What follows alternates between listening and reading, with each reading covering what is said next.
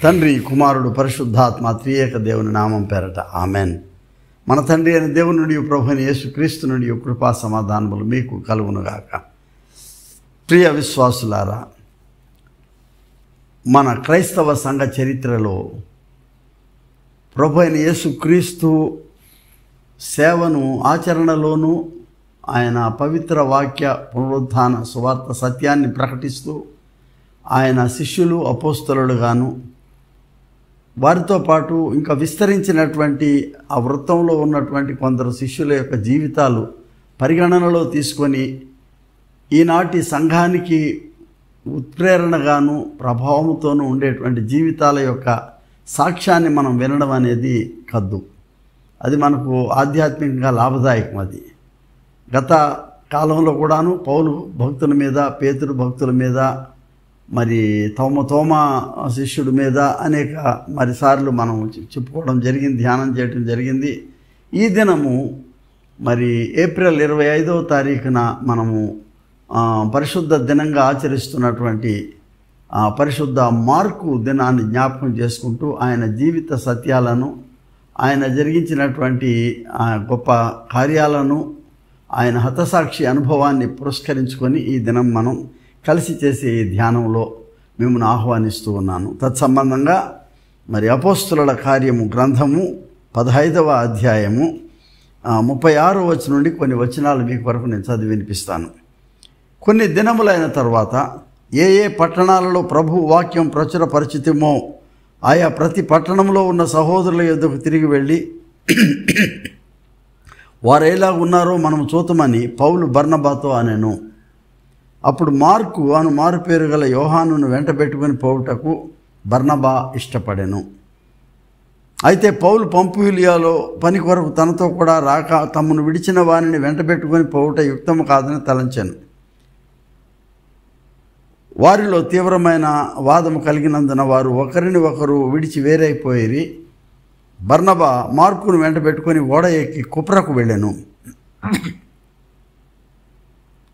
ప్రియ స్నేహితులారా, చిన్న ప్రార్థన చేసుకుందాం. ప్రియ పరలోకపు తండ్రి, నిత్యుడైన దేవ, నిన్న నేడు రేపు ఎల్లవేళలా ఉనికి కలిగి ఉండి మమ్మను సంరక్షించే మహాదేవుడవు నీవు. మా యేసుక్రీస్తు ప్రభువు తండ్రి, నీ సేవకుడు మార్కు అనేటువంటి నీ విస్తృత శిష్య గణములో ఒకడైనటువంటి వాని యొక్క జీవితాన్ని మేము జ్ఞాపకం చేసుకుంటుండగా, దేవా మాతో మాట్లాడండి, మా హృదయాలను మీరు సంధించండి. ఆయన జీవిత విశేషాలు మాకు ప్రేరకంగా ఉండేదానికి నీ కృపతో దీవించమని యేసునామం పేరట వేడుకొనుచున్నాము తండ్రి, ఆమెన్. ప్రియ స్నేహితులారా, పరిశుద్ధ మార్కు అనే పేరు కలిగినటువంటి ఈయన యొక్క జీవితము చాలా విశేషంగా కనబడుతుంది మనకు. ఈయన పూర్తి పేరు నిజానికి యూదా సంస్కృతిలో యోహాను. కానీ ఈయనకు రెండు రకాల నేపథ్యాలు ఉన్నాయి. ఒకటి గ్రీకు నేపథ్యం ఉంది, మరి రోమన్ నేపథ్యంలో. అంటే ఇప్పుడున్న ఆధునిక జీవితంలో ఆయన రోమన్ ప్రభుత్వం కిందే ఉన్నాడు. ఆయన మార్కోస్ అని పిలుస్తారనుకోండి. మరి గ్రీకు పేరు అయితే మార్కాన్ అనే పేరుతో ఆయన పిలుస్తారు. ఇంకా వేరే భాషల్లో తర్వాత ఆయన గురించి రకరకాలుగా చర్చ జరుగుతుంది. కానీ ఈయన పేరు జాన్ మార్క్ అని ఇంగ్లీష్లో మనం చూస్తున్నాము. అండ్ తెలుగులో యోహాను మార్క్ అని మనం పిలవంగానే ఆయన పేరు యోహాను, అయితే మార్కుగానే ప్రచురం అయ్యాడు. ఆయన లేవి తెగకు చెందినటువంటి ఆఫ్రికన్ వారసత్వం కలిగిన వాడు. ఉత్తర ఆఫ్రికా అంటే కొంచెం తెల్లగానే ఉంటారు వాళ్ళు. మనం కాశ్మీర్ ఎట్లా చూస్తాము, ఆఫ్రికాలో అట్లా ఉంటారు. ఆయన పేరు చాలా విశేషమైంది. ఇంగ్లీష్లో మార్స్ అంటాం మనం. మరి కుజుడు లేక అంగారకుడు అనే పేరుని నేను గమనించాను. ఈ పేరుకి అర్థం అది. అయితే ఈయన యుద్ధ దేవుడి యొక్క పేరు అంట అది, మార్స్ అనేటటువంటిది. ఈయన యుద్ధం చేయలేదు, కానీ ఆయన జీవితం అంతా, ముగింపు అంతా కూడా ఒక పోరాటంతో కూడినటువంటి జీవితంగా మనం చూస్తున్నాం. ఆయన మార్క్ లేక మార్కోన్ లేక మార్కోస్ అనేటటువంటి దానికి ఇంకొక అర్థం ఉంది. ఏంటంటే హ్యామర్, సుత్తి. అంటే డిఫెండర్ ఆఫ్ ఫెయిత్ అని, విశ్వాసానికి రక్షకుడు, పరిరక్షకుడు అనే పేరు కూడా అర్థం వస్తుంది దీనికి. ఆయన సుమారు 65 AD ప్రాంతంలో ఆయన జీవితపు చరమ దశకు వచ్చాడు. ఆయన మరి అలెగ్జాండ్రియా తర్వాత ఆయన రోము 2 మహానగరాలలో సేవకు ఆయన చేసినట్లు మనం చూస్తున్నాం. ఆయన పౌలుతోనూ తిరిగాడు, పేతురు గారితోనూ తిరిగాడు, బర్నబా గారితో కూడా తిరిగాడు. బర్నబా గారు ఒక వెర్షన్లోనేమో ఆయన కజిన్ అన్నారు. ఇంగ్లీష్లో కజిన్ అంటే చాలా రకాల అర్థాలు ఉంటాయి. కానీ కొంచెం జాగ్రత్తగా మనం తొంగి చూస్తే బర్నబా గారి యొక్క అక్క కొడుకే ఈ జాన్ మార్క్ అనేది తెలుస్తుంది. ఈ జాన్ మార్క్ గారి తండ్రి పేరు అరిస్టోఫోలోస్ అని, తల్లి సెయింట్ మేరీ అంటారు, అంటే మేరీ ఆమె పేరు. మీకు ఆశ్చర్యపోతే మనం బైబిల్ అంతట్లో నూతన నిబంధనలు మేడగది అంటుంటాం. అది వీళ్ళ ఆస్తి, అది మేడగది వారసుడు ఈ జాన్ మార్క్ అనేటువంటి ఆయన. వీళ్ళు కొంతకాలం మార్కు పుట్టిన తర్వాత వీళ్ళు పాలస్తీనాకి వలస వచ్చేసారు తల్లిదండ్రులు. మరి ఎందుకు వచ్చారు అనే దానికి పెద్ద విశేషం ఏమి లేదు. ప్రపంచంలో ఆనాడు ఇప్పుడు లండన్ ఉన్నట్టు, లేకపోతే జెనీవా ఉన్నట్టు, మరి పెద్ద నగరాలు ఉన్నట్లు ఇప్పుడు న్యూయార్క్ ఇట్లా ఎట్టున్నాయో అట్లా ఆ రోజుల్లో యెరూషలేం ఒకటే ప్రపంచ వాణిజ్య కేంద్రం. ఎవడన్నా ఈజీగా బతకగలగడానికి అక్కడ జీవనోపాధి దొరుకుతుంది అనేటువంటి విశేషంతో వచ్చి ఉండొచ్చు బహుశా వీళ్ళు. ఆయన జీవితం అంతా కూడాను ఈ మార్క్ అనే ఆయన మరి యూదియా ప్రాంతంలోను, ఐగుప్తులోను, తర్వాత పెంటాపోలిస్లోను, గ్రీక్ భాగం అయినటువంటిది ఆసియా మైనర్ అంటే టర్కీ దేశంలోను, తుదకు ఇటలీకి వెళ్ళడం మనం చూస్తున్నాం. అన్నీ అయిపోయిన తర్వాత తిరిగి మళ్ళీ ఆయన ఇష్టపడిన అలెగ్జాండ్రియాకి తిరిగి రావడం చూస్తున్నాం. ఆయన చనిపోవడం అనేది దాని గురించి తర్వాత మనం మాట్లాడుకుంటాం. ప్రియ స్నేహితులారా, ఈయన అలెగ్జాండ్రియాలో జరిగించిన సేవతో బహుశా మొట్టమొదటి ఏన్షియంట్ చర్చ్ అయినటువంటి కాప్టిక్ ఆర్థోడాక్స్ సంఘ స్థాపకుడిగా ఈయన పేరు నిలువబడింది. ప్రపంచంలో ఉన్న 5 అతి ప్రాచీనమైనటువంటి మరి గురుమండలాలు లేక అధ్యక్ష పీఠాలులో ఒకటైనటువంటి అలెగ్జాండర్ పీఠానికి ఈయన ప్రథమ బిషప్గా ఉండటం అనేది మనం చూస్తున్నాం. ఈయన పేరు చెప్పగానే ఈయనకు ఒక సంకేతం ఒకటి ఉంటుంది, ఏంటంటే రెక్కలు కలిగిన సింహం అనేటువంటిది. మనకు తెలుసు సింహము నిజానికి గర్జించని అవసరం లేదు. సింహం బొమ్మ కనబడితే కూడా భయపడేటువంటి వాతావరణంలో ఆయనకు చాలా మంచి పేరు, అంటే గంభీరమైనటువంటి వాడుగా ఆయనకు ఆ పేరు ఉండిపోయింది. కాబట్టి ఆయన సంకేతం ఏంటంటే రెక్కల సింహము అనేటువంటిది. ఆయన కురేని లేక సైరేన్ అనే స్థలం ఇప్పటి ఆధునిక లిబియా దేశానికి సంబంధించినటువంటి నగరం. తర్వాత క్రేతు, గ్రీకు భాష మాట్లాడే రోమన్ నగరం అది క్రేతు అప్పుడు. మరి ఇవన్నీ కూడా రోమన్ ఎంపైర్ చేతికి ఉన్నప్పుడు వాళ్ళు ఫ్రీగా తిరగగలిగారు అక్కడ సేవ చేయడానికి. మరి కాప్టిక్ సాంప్రదాయాన్ని అనుసరించి ఆయన లిబియా వారసుడైనా కూడాను రోమ్ నగరానికి ఆయన తిరిగి పేతురు గారి వలన వెళ్ళాడు అక్కడికి. కారణం ఆయన పౌలు గారికి కొంతకాలం సెక్రటరీగా పనిచేశాడు, కానీ పేతురు గారికి అతి సన్నిహితుడుగా ఉండటం అనేది it is not out of place to mention. మనం మార్కు సువార్త అనుకునేటటువంటి సువార్త మార్కు గారి సొంత జ్ఞానంతో రాసింది కాదు, కానీ పేతురు గారికి ఈయన లేఖికుడిగా ఉండటం వలన, అంటే రైటర్గా ఉండటం వలన పేతురు గారు చెప్పినట్లుగా ఆ జ్ఞాపికని అంతా కూడా తీసుకొని ఈయన రాయటం జరిగింది. దాన్ని అకార్డింగ్ టు మార్క్ అన్నారే తప్ప నిజానికి ఇది అకార్డింగ్ టు పీటరే. ఇది పేతురు గారి సువార్తే, ఇక్కడ పేరు పెట్టకపోవడం దురదృష్టం. కానీ మరి పేతురు గారు చెప్పినట్లే మార్కు గారు రాశాడు. నిజానికి మార్కు యేసువారితో అంత సాన్నిహిత్యంగా ఏం తిరగలేదు. But he was one of those who saw Jesus.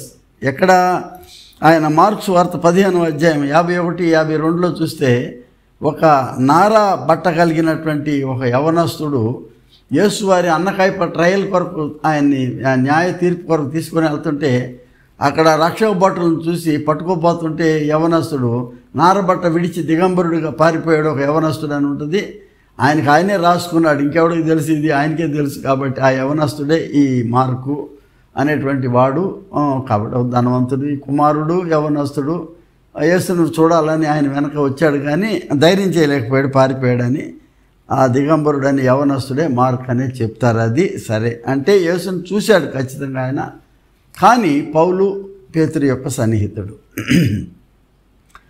John mark గారు యొక్క గృహమే మేడగది. నేను ఎప్పుడూ ఒక ప్రశ్న వేస్తాను ఎక్కడ, ఎందుకంటే మేడగది గురించి చర్చించినప్పుడు మన ఇంటికి ఎవరైనా ముఖ్య అతిథి వస్తూ ఉన్నప్పుడు ఆ అతిథి కొరకు మనం అన్ని భోజన పానాలన్నీ అరేంజ్ చేస్తాము టేబుల్ దగ్గర.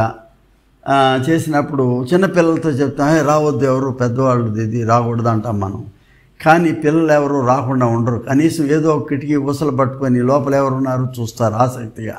అది ఖచ్చితమైనటువంటి దృశ్యం. అది మేడగది, అంత గొప్ప మేడగది అని రాసింది కదా సువార్తల్లో. గొప్ప మేడగది కిటికీ లేకుండా ఎట్లుంటుంది? గొప్ప మేడగదికి ఆ రోజుల్లో ఫ్యాన్లు ఏసీలు లేవు కాబట్టి తెరిచిన కిటికీలే ఉంటాయి.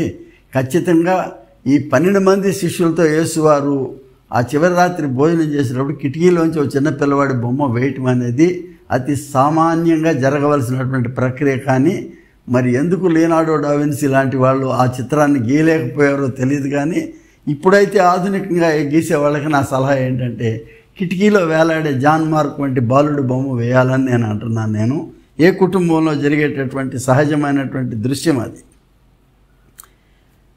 పేతురు గారు ఈయన్ను ఆయన తీసుకొని వెళ్ళాడు. యేసువారి యొక్క 12 మంది శిష్యులే కాక 70 మంది శిష్యులు ఉన్నారు ఆయనకి చుట్టూ. అంటే మీరు గమనిస్తే లూకా 24లో క్లయోపా మరొక శిష్యుడు వాళ్ళు తిరిగి వాళ్ళ గ్రామానికి వెళ్ళిపోతుంటే అమ్మాయికి మాలో కొందరు అని రాస్తాడు రచయిత. ఎవరు? లూకా సువార్త. కాబట్టి లూకా ఖచ్చితంగా ఉన్నాడు, పైన క్లయోపా ఉన్నాడు. క్లయోపా యేసువారికి బాబాయ్ అవుతాడు కాబట్టి వరుసకి చిన్నమ్మ భర్త కాబట్టి వాళ్ళందరూ కూడాను యేసువారి విస్తృత శిష్య గణంలో, అంటే 70 మంది శిష్యులు ఉన్నారని వాడుక. ఆ 70 మందిలో ఈ క్లయోపా ఉన్నాడు, లూకా ఉన్నాడు, మార్కు కూడా ఉన్నాడని ప్రతీతి. ఆయన్ను మరి బర్నబా గారు వచ్చి పరిచయం చేశాడు. బహుశా మా అక్కగారు కొడుకు అన్నాడు, లేక కజిన్ అన్నారు మరి ఆయన్ని. ఇంకో విశేషం అంటే బర్నబా కూడా ఈజ్ నాట్ ఏ ఫారినర్. పేతురు గారికి స్వయంగా నెవ్యూ అంటే మరి ఆయన సహోదరుడి కొడుకు అయి ఉంటాడని అనుకుంటున్నారు బర్నబాని. వీళ్ళంతా కొంచెం బంధువులే. మరి పేతురు గారు కొంతకాలం వాడుకున్నారు. ఇది రాస్తున్నాడు కదా ఇప్పుడు రాసిన పత్రికలో, ఆయన మాతో రావాల్సిన స్థలంలోకి రాలేదు, పౌలు పంపూలియాలో పని కొరకు తమతో కూడా రాకుండా తమను విడిచాడు కాబట్టి మార్కు మీద కొంచెం కునికి వహించాడు పౌలు గారు. అప్పుడు వాళ్ళు విభేదించినప్పుడు పౌలు బర్నబాతో కలిసి వెళ్ళాడు అని చెప్పి రాయబడి ఉంది అక్కడ. పౌలు ఏమో శీలాన్ని తీసుకొని వెళ్ళాడు, సైలాస్ని తీసుకొని. బర్నబా ఏమో ఈయన్ని తీసుకొని వెళ్ళాడు. మరి ఇంకా కొంచెం జాగ్రత్తగా గమనిస్తే మనము పేతురు గారి యొక్క అవసరార్థం మీరు గమనించాలి. పేతురుకి విద్యాధికుడు కాదు చేపలు పట్టుకునే ఆయన. కానీ ఆయనకున్న అనుభవంతో మరి ఆయన ఇటు గ్రీస్కి వెళ్ళినా అటు రోమ్కి వెళ్ళినా కూడాను ట్రాన్స్లేటర్ కావాలి. ఆ ట్రాన్స్లేటర్ బహుశా నేను అనుకోవడం ఏంటంటే ఇతన్ని వాడుకున్నాడు, మార్కోస్ని విద్యాధికుడిగా, బహుశా ట్రాన్స్లేటర్గా ఈయన్ని వాడుకొని ఉంటాడని నేను అనుకుంటున్నాను. వాళ్ళు మొదట కుప్రకు వెళ్ళారు, బర్నబాతో కలిసి కుప్రకు వెళ్ళారు. ఇప్పుడు జెరూసలేంలో జరిగినటువంటి ఆ కౌన్సిల్ తర్వాత 15వ అధ్యాయం 39వ వచనంలో రాయబడి ఉంటుంది. ఏమనంటే బర్నబా మార్కును వెంట పెట్టుకుని ఓడ ఎక్కి కుప్రకు వెళ్ళాను అనే మాట రాసి ఉంటుంది. అంటే వాళ్ళు బర్నబాతో అక్కడికి వెళ్ళారు. తర్వాత కౌన్సిల్ జరిగింది, first council ever in the church history. మొట్టమొదటి సభ జరిగింది అక్కడ. యాకోబు గారు ప్రిసైడ్ చేశారు ప్రథమ బిషప్గా. వాళ్ళని చెక్ చేయడం జరిగింది. నువ్వు ఎట్లా అన్యుల దగ్గరికి పోయి నువ్వు కొర్నేలు దగ్గర సువార్త ఎట్లా చెప్పావు, ఈ సువార్త యూదులకు కదా అని చెప్పినప్పుడు ఆ విభేదంలో వాళ్ళ కొత్త సంగతి బయటకు వచ్చింది. ఏంటంటే యూదులు ఒక్కడికే కాదు ఈ సువార్త, యూదేతరులు అంటే హెల్లెనీయులు అంటే ఎవరు, గ్రీకు భాష మాట్లాడే యూదులు కూడా ఉన్నారు కాబట్టి వాళ్ళకు కూడా ఈ సువార్త చెందిందని. 3వ శ్రేణిలో ఉన్న వాళ్ళు ఎవరంటే గ్రీకులు, అన్యులు ఉన్నారు, వాళ్ళకు కూడా ఈ సువార్త చెందాలి అని పౌలు అన్యులకు సువార్త చెప్పేదానికి, పేతురు గారు యూదులకు సువార్త చెప్పేదానికి ఒక నిర్ణయం జరిగింది అక్కడ. ఆ నిర్ణయంతో మరి మార్కు గారు మరి పేతురు గారితో ఆయన వెళ్ళడానికి నిశ్చయించుకొని రోమా నగరం వైపు వెళ్ళాడు ఆయన. ప్రియ స్నేహితులారా, రోమ్లో అప్పుడు నీరో చక్రవర్తి పాలన చేస్తూ ఉన్నాడు. బహుశా దాదాపు 8th year ఆఫ్టర్ జీసస్ పునరుద్ధానుడు అయిన తర్వాత 8వ సంవత్సరంలో నీరో ఉన్నాడు. మీకు తెలుసు 3 ప్రాముఖ్యమైనటువంటి పేర్లు మనం అక్కడ చూస్తాం. మనం ముఖ్యంగా నీరో అని, డొమిషియన్ అనేటటువంటి వాళ్ళ పాలనలో చాలా క్రూరమైనటువంటి విధానంలో క్రైస్తవులను హింసించడం, ఆ కొలెషియంలో పడేసి, సింహాలలో పడేసి వాళ్ళని చంపడము, చాలా దారుణమైనటువంటి హింసలను క్రైస్తవులు పాలు చేశారు. మరి ఆ సమయంలోనే మరి మార్కు గారు మొట్టమొదటి అలెగ్జాండ్రియాలో ఆయన బిషప్గా అక్కడ సేవ జరిగించి బిషప్గా ఉన్న 62 AD 62. ఆయన తర్వాత అనియానూస్ అనేటువంటి వాడిని ఆయన ఎన్నుకున్నాడు. ఆయనే బాప్తిజం ఇచ్చి ఆయన ప్రీస్ట్గా చేసి ఆయనే బిషప్గా చేశాడు. తర్వాత ఆయన మరలా పేతురు గారి దగ్గరికి రోమ్ రావడం జరిగింది. ఇది మార్కు గారి యొక్క సంక్షిప్తమైనటువంటి ఆయన జీవిత చరిత్ర. మరి మార్కు గారి యొక్క జీవన విధానంలో ఒక దురదృష్టం ఏంటంటే పేతురు గారిది సిలువ అయిపోయిన తర్వాత ఆయనకంటే చిన్నవాడు కాబట్టి మార్కు తిరిగి మరలా అలెగ్జాండ్రియాకి వచ్చేసాడు రోమ్ నుంచి. అక్కడ ఈయన బోధ చేస్తూ ఉంటే అలెగ్జాండ్రియా నగరంలో ఆయనను పట్టుకొని ఆయన మెడకు తాడు తగిలించి ఆయన రోడ్ల మీద ఈడ్చుకుంటూ వెళ్ళి ఆయన చంపేయడం అనేది ఒక చాలా దారుణమైనటువంటి దుర్భరమైనటువంటి మరణం, ఒక హతసాక్షి మరణాన్ని ఆయన పొందాడు. ఇదేం పెద్ద ఆశ్చర్యం కాదు ఆ దేశస్తులకి. మీరు ఈ దినాల్లో జ్ఞాపకం చేసుకుంటే లిబియా నాయకుడు ఎవరైనా గడాఫీ గారిని కూడా తాడు కట్టేసి మెడకి ఆయన చనిపోయాక తాడుతో ఆయన్ను రోడ్ల మీద ఈడ్చుకుంటూ తీసుకెళ్లారు. అంటే సంస్కృతి ఏం మారలా లిబియాలో. అప్పుడు మార్కుని ఎలా చేశారో పరిశుద్ధ మార్కుని గడాఫీని కూడా అలాగే ఈడ్చుకుంటూ వెళ్ళడం అనేది బహుశా ఆ దేశంలో మరి సాంప్రదాయం ఏమో మనకు తెలియదు. కానీ he was dragged through the streets of Alexandria, tied to a rope. And today Easter ఆయన సెలబ్రేట్ చేసిన తర్వాత ఆయనకు ఈ శిక్షను వేశారు వాళ్ళు. కరెక్ట్గా ఈ ఉత్థాన సమభాక్తం జరుగుతున్న సమయంలోనే ఆయన పట్టుకొని ఆయన చంపేయడం జరిగింది. పుణ్యజీవి ఆ దినాన్న ఆయన చంపేయటం అనేది ఒక పుణ్య విశ్వాసి యొక్క హతసాక్షి జీవితాన్ని మననం చేసుకుంటున్నాం మనం. మరి చాలా ఆసక్తికరమైన విషయాలు ఆయన గురించి నేను కొన్ని చెప్తాను. మొట్టమొదటిది ఏంటంటే ఆయన చెప్పాను బర్నబాస్ గారికి కజిన్ లేక నెవ్యూ అవుతాడనేది.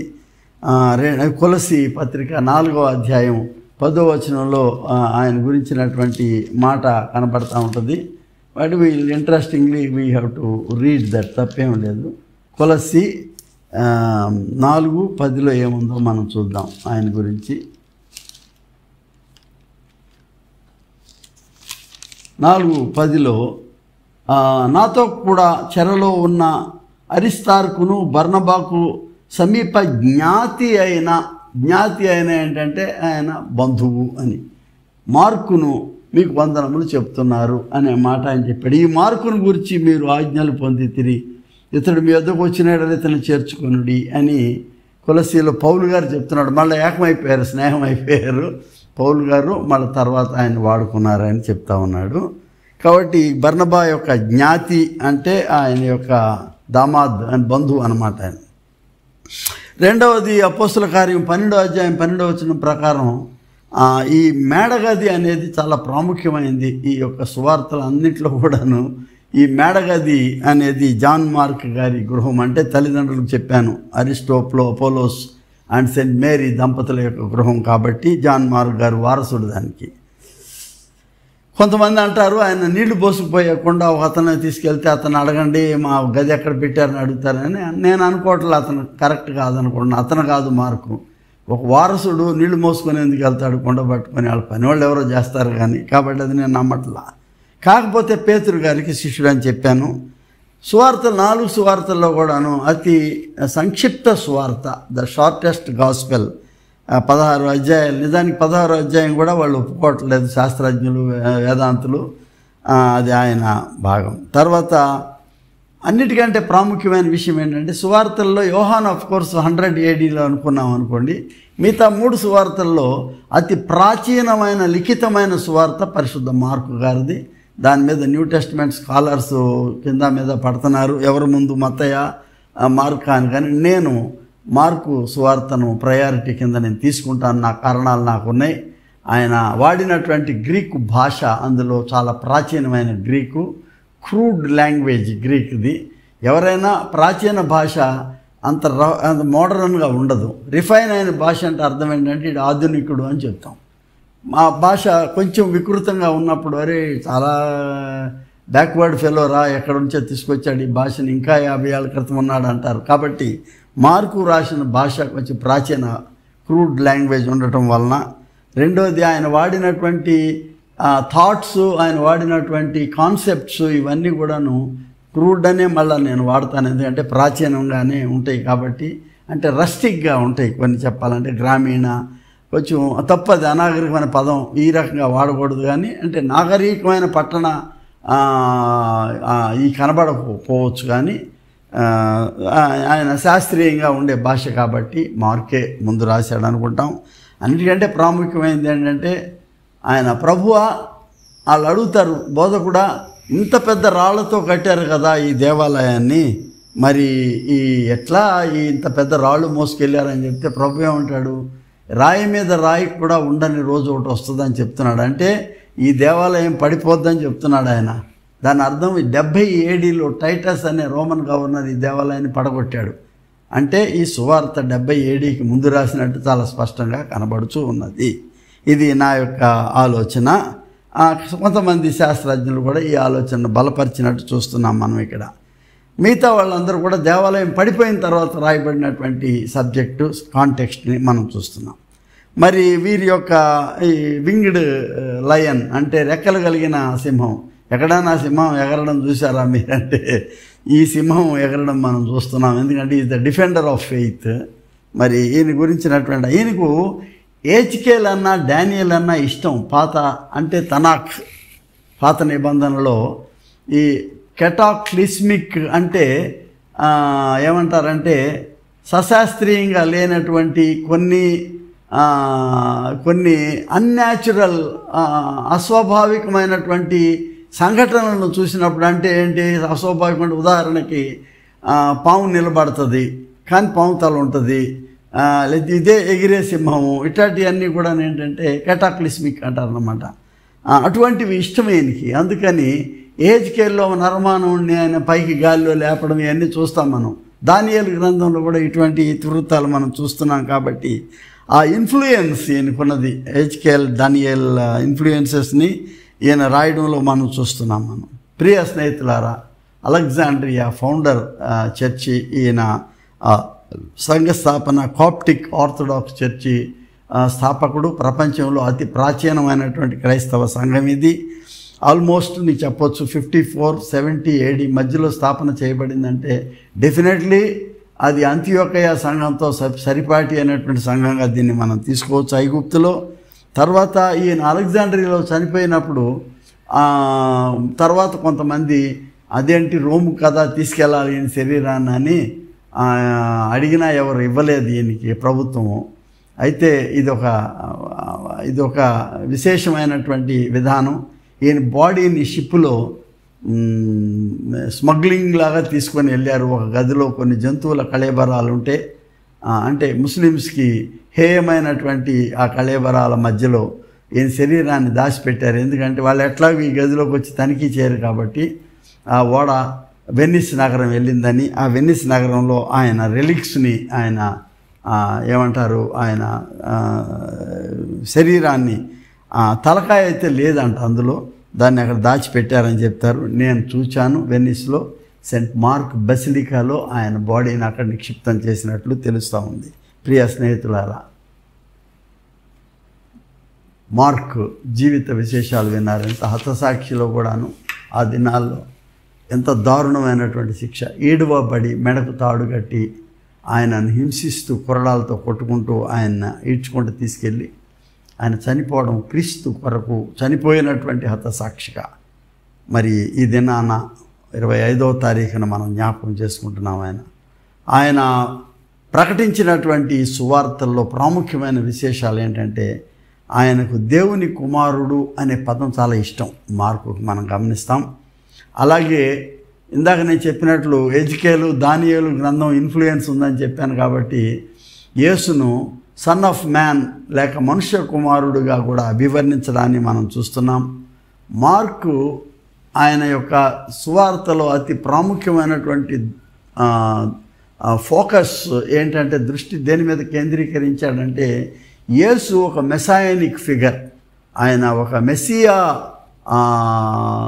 సారూప్యము, మెస్సియా యొక్క రూపముగా ఈయనను యేసువారిని ఆయన అభివర్ణించడాన్ని సువార్తల్లో మనం చూస్తున్నాం. అంటే యేసును మెస్సియాగా ఆయన గుర్తించడం అనేది మనం గమనించాలి. ఆయన రానయ్యున్న దేవుని రాజ్యం గురించినటువంటి విశేషాలు, అంటే ఏది యేసు బోధించాడో ఆ దేవుని రాజ్యం యొక్క ప్రాముఖ్యతను మార్కు గారు తన సువార్తలలో చూపించాడు.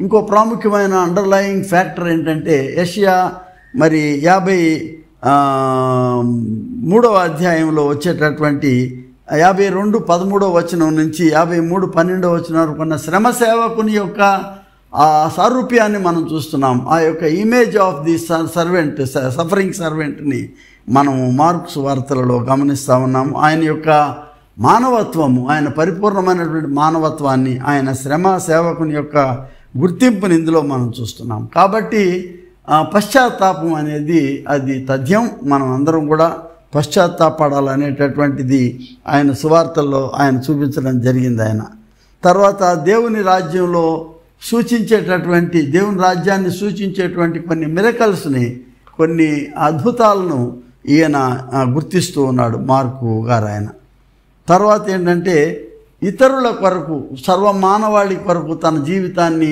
అర్పించుకున్నటువంటి యేసు యొక్క ఆ అర్పిత జీవితం గురించి మార్కు గారు ఎక్కువ బోధన చేశాడు. ముఖ్యంగా మార్కు 8:31 చూస్తే మనం ఆయన యొక్క జీవితపు విశేషాల్లో ఎలా యేసువారు శ్రమ సేవకుడిగా ఆయన తన ప్రాణాన్ని అర్పించాడనేటటువంటి విషయాన్ని ఆయన చెప్తూ ఆయన రాసినటువంటి మాట ఏంటంటే, మనుష్య కుమారుడు అనేక హింసలు పొంది పెద్దల చేతను, ప్రధాన యాజకుల చేతను, శాస్త్రుల చేతను ఉపేక్షింపబడి చంపబడి 3 దినములైన తర్వాత లేచుట అగత్యమని ఆయన వారికి బోధింపని ఆరంభించాను. The fact of suffering of our Lord Jesus Christ was very ఆయన ఇలస్ట్రియస్లీ హీ హ్యాస్ రిటర్న్ అని చెప్తా ఉన్నాము. అలాగే ఆయన న్యాయాధిపతిగా ఆయన రావడం అనేది గురించి చెప్తా ఉన్నాడు. తర్వాత దేవుని రాజ్యాన్ని భూమిపై ఆయన స్థాపన చేస్తాడనే నిరీక్షణను మార్కు సువార్తికుడు 8వ అధ్యాయం 38 నుంచి 9వ అధ్యాయం 8వ వచనం వరకు దాదాపుగా ఇదే థీమ్ని ఆయన చెప్పడం జరిగింది. యేసును చివరిగా వెంబడించడం అనేటటువంటిది ఆయన సాక్షాత్తు ఆయన చెప్పిన ప్రభు మాటలను రిపీట్ చేస్తూ, నన్ను వెంబడింపకోరువాడు తను తాను ఉపేక్షించుకొని తన సిలువనెత్తుకొని నన్ను వెంబడించవలేను అని. How Jesus becomes the model of humility and salvation in this వరల్డ్గా చెప్పాడు. ప్రియ స్నేహితులారా, దాదాపుగా మత్తయి లోకాల్లో ఉన్న ఏవి కూడా మార్కులు లేకుండా పోలేదు, కానీ కేవలం మార్కు సువార్త మాత్రమే ఉన్నవి, కొన్ని వాళ్ళలో ఉండవు. కాబట్టి and mark becomes the very first gospel to be written, రాయబడిన సువార్త, ప్రాచీన సువార్త. కొన్ని విషయాలు దేవాలయం పడగొట్టక ముందు జరిగిన విషయాలను ఆయన రాశాడు. కాబట్టి తనకున్నటువంటి ఆసక్తి, ఆయనకు ఉండినటువంటి స్కాలర్షిప్, అదంతా కూడా ఆయన ఇందులో వెచ్చించి మరి రాబోయే తరాలకు ఆయన 16 అని అంటారు, కొంతమంది 15 అధ్యాయాల్లో సంక్షిప్తపరచినటువంటి ఒక ఎసెన్స్ ఆఫ్ ది గాస్పెల్, సువార్త యొక్క సత్య సాక్షిగా ఆయన వ్రాసినటువంటిది ఒక చిరకాలం నిలువబడిపోయేటటువంటి, బైబిల్ ఎంతకాలం ఉంటే అంతకాలం మార్కు సువార్త నిలువబడిపోతుంది. మార్కు ధన్యుడు, చిరస్మరణీయుడు. మనం ఈ దినం ఆయన జ్ఞాపకం చేసుకుంటూ ఆయనకు మన ప్రార్థనలో ఒక అంజలి ఘటిస్తాం. ఒకటి. రెండోది, అటువంటి పిల్లలు మన కుటుంబాల్లో ఉండాలి. అంత నిష్ట కలిగిన వాళ్ళు, యవ్వన దినాల్లోనే భక్తులను గౌరవించిన వాళ్ళు, పునీతుల వెనక ప్రయాణాలు చేసిన వాడుగా, అనేక స్థలాలు పర్యటించి కేవలము దేవుని సువార్త మాత్రమే ప్రకటించడానికి తిరిగిన వాడుగా, తన ప్రాణాన్ని త్యజించడానికి, అలా ప్రాణాలు కోల్పోయినటువంటి యేసును అనుకరించడానికి వెరవనటువంటి మార్కు మనకు చిరస్మరణీయుడు. ఆ మేడగది ఎంత చిరస్థాయిగా నిలబడిందో మార్కు కూడా అలాగే నిలవబడిపోయినటువంటి ఒక గొప్ప ధన్యజీవి, పునీతుడు. దేవునికి ఈ జీవితాన్ని బట్టి మనం స్తోత్రాలు చెల్లిస్తూ ఉన్నాం. ఈ దినము ఆయన జ్ఞాపకం చేసుకొని దేవునికి ఈ జీవితాన్ని బట్టి కృతజ్ఞతలు చెల్లిస్తూ ప్రార్థన చేస్తాం. ప్రియ ప్రభువా, మార్క్ ఎంత ధన్యుడు నాయన, ఎంత గొప్పవాడు ప్రభువా. నా జీవితంలో మా తాతగారి పేరు మార్క్, అమ్మ నాన్నగారి పేరుని అది విని భలేగా ఉందే ఈ మార్క్ అనుకున్నాను, కానీ జీవితమే భలేగా ఉన్నది తండ్రి. ఎటువంటి జీవితాన్ని మీరు రూపొందించారు ప్రభువా.